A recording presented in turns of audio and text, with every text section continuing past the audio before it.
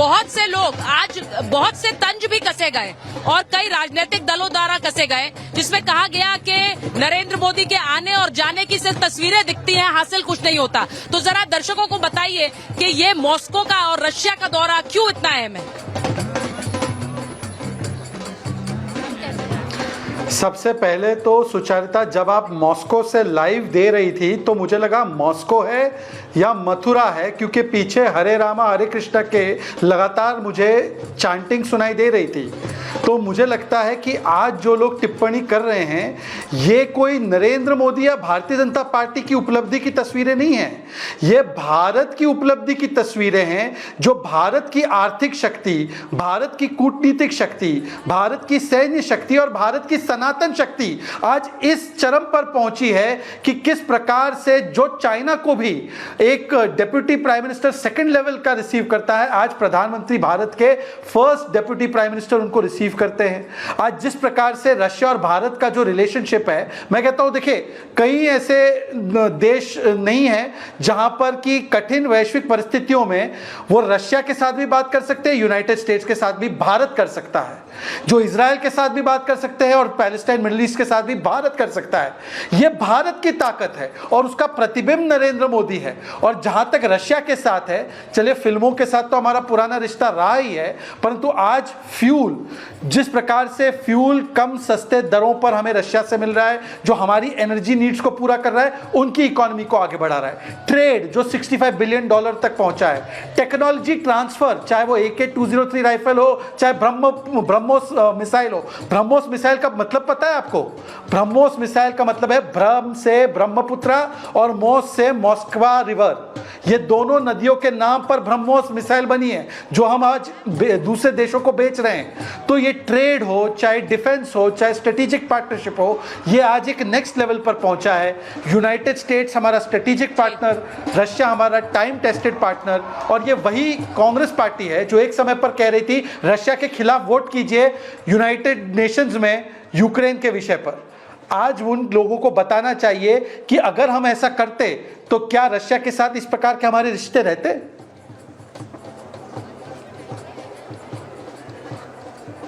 ये शहजाद आपने बड़ी इंपॉर्टेंट बात कही है और एक एम्बेसडर बोरा बेहतर बताएंगे, क्योंकि वो अक्सर बताते भी हैं कि कैसे रूस के देशों में उन्होंने वो रहे भी हैं, रूस यानी अर्स्टवाइल सोवियत यूनियन के जो अलग अलग देश हैं। तो मैं एम्बेसडर बोरा आपसे पूछ रही हूँ, क्या ये नामुमकिन नहीं है, भारत ये इस वक्त कर रहा है कि वो एक इक्विलिब्रियम बना रहा है, वो एक स्ट्रैटेजिक ऑटोनॉमी यानी कि जो भारत के हितों को सूट करता है उस हिसाब से अपने रिश्ते आगे बढ़ा रहा है, अमेरिका के साथ, रूस के साथ, चीन के साथ भी एक हद तक। ये बहुत से लोगों को इम्पॉसिबल लगता है, लेकिन भारत ये कर रहा है। एम्बेसडर वोरा, आपका बहुत बहुत शुक्रिया। स्पाशिबा बालशोई, मैं रूसी में आपका धन्यवाद कर रहा हूं कि आपने मुझे ये मौका दिया आपके शानदार चैनल पर शरीक होने पर। Give me 1 minute.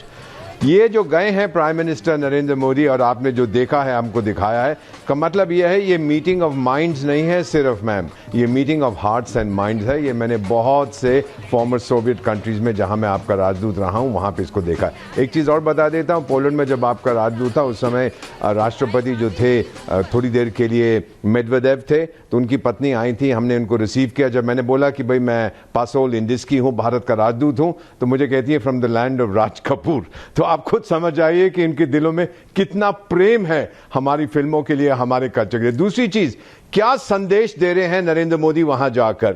हम लोग ये स्ट्रेटेजिक ऑटोनॉमी की बहुत बात करते हैं, पहले होती थी नॉन अलाइनमेंट, फिर कुछ लोग कहते हैं मल्टी अलाइनमेंट, मैं कहता हूं ऑल अलाइनमेंट। हम संदेश अमेरिका को ये दे रहे हैं, देख टाइगर तू हमारा नया दोस्त है, इसका ये मतलब नहीं कि हम पुराने दोस्तों को भूल जाते हैं। चाणक्य ने क्या कहा था, मेरे दुश्मन का दुश्मन मेरा दोस्त होता है। कहीं उसने ये नहीं कहा था अगर दो देश आपस में भिड़ रहे हो आपको चुनना पड़ता है। आपको याद है अमेरिका ने पाकिस्तान से क्या कहा था कि यहां तू तालिबान के साथ है या मेरे साथ है, दोनों के साथ नहीं हो सकता। हमने साबित कर दिया कि हम दोनों के दोस्त हैं। और चीन को जो संदेश गया है कि ये मत समझ रूस टोटली तुझ पर निर्भर है, एक और महाशक्ति रूस के साथ खड़ी है, उस महाशक्ति का नाम भारत है। मैम, ये एक चीज बताना चाहता हूं, ये जो चेन्नई व्लादिवोस्टॉक मैरीटाइम कॉरिडोर की बात हो रही है जिस पे हस्ताक्षर होंगे, जानते हैं ये कहां से गुजरता है? साउथ चाइना सी से। चीन क्या करेगा? अरे मत जाओ, इधर से मत जाओ। का टाइगर, ये तो रूस का सामान हम ले जा रहे हैं, देखते हैं ये क्या कर पाएगा। फैंटास्टिक विजिट, सारी दुनिया को संदेश, भारत आ गया है, भारत अपने दोस्तों को कभी नहीं त्यागेगा, भारत पे भरोसा कर। देखिए एम्बेसडर वोरा, भारत, मुझे बहुत से ऐसे यहाँ पर भारतीय मिले, मैंने शुरुआत में भी इस बात की इसको कहा, जिनका ये कहना है कि चीन के साथ रूस का रिश्ता है और चाइना रशिया, हम एक दोस्ती की भी बात कर लेते हैं, लेकिन रूसी लोग भरोसा भारत पे करते हैं। ये कितना इम्पोर्टेंट है मिलिटरीली, यानी कि सैन्य समझौतों के नजर से, वहीं ट्रेड के नजर से। मैं एक ये सवाल आपसे जल्दी से पूछूंगी, फिर कर्नल सिंह के पास जाऊंगी। आपने बिल्कुल सही कहा है, भरोसा जहां तक है वो भारत के ऊपर करते हैं। और जो रूस चीन के संबंध है, मैम, मैं इसको अंग्रेजी में कहूंगा मैरिज ऑफ इनकन्वीनियंस। रूस चीन की तरफ मुड़ा था जब पश्चिम ने उसको ठुकरा दिया था, लेकिन वो पसंद नहीं करते चीनियों को, भरोसा उन पे नहीं करते, भरोसा हम पे करते हैं। ये बात आप समझ लीजिए, बांध लीजिएगा। अगर उनको कभी चुनना पड़े, भगवान ना करे उनको चुनना पड़े, मैम, उनका फर्स्ट चॉइस रहेगा भारत और खासतौर इंडिया अंडर नरेंद्र मोदी।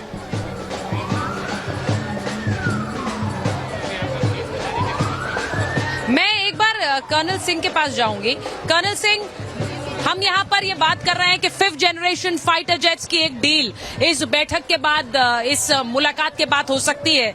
रूस बहुत दशकों से हमारा एक सैन्य पार्टनर रहा है, लेकिन आज के समय में हमें हमेशा से रूस की जरूरत ज्यादा रही है भारत की बनिस्बत रूस को हमारी। लेकिन क्या ये इक्वेशन बदला है पिछले कुछ समय में? अगर आप मुझे इजाज़त दें, आपने थोड़ी देर पहले कहा था कि कुछ लोग कहते हैं कि प्राइम मिनिस्टर जाते हुए दिखते हैं और आते हुए दिखते हैं, होता कुछ नहीं है। अगर हम 5th लार्जेस्ट इकॉनमी बन रहे हैं और कुछ नहीं हो रहा है, तो मैं ये प्रेफर करूंगा कि कुछ ना हो।